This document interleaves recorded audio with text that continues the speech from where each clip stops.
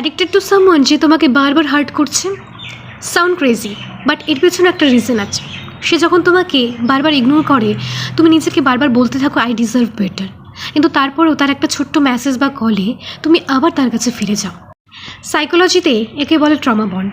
এর মানে হচ্ছে যখন পেন আর লাভ একসাথে মিক্স হয়ে যায়। একটা এক্সাম্পলের মাধ্যমে বোঝাই।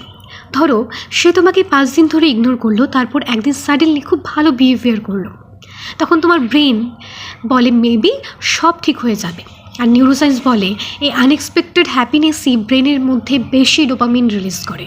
তাই তুমি বারবার এই ছোটো ছোটো মুমেন্টের জন্য ওয়েট করে থাকো, ইভেন যদি এর আগেও তুমি অনেক পেন এক্সপিরিয়েন্স করে থাকো। এটা কোনো ভালোবাসা নয়, এটা একটা লুপ।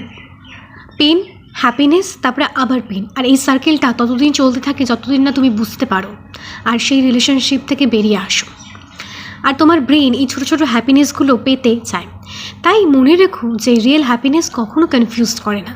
রিয়েল হ্যাপিনেস তোমাকে কাম ফিল করায়, পিস ফিল করায়।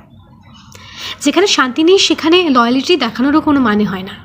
সেখানে লয়ালিটি দেখানো নিজেকে সেলফ হার্ম করা। Save this before you go back again. Hare Krishna.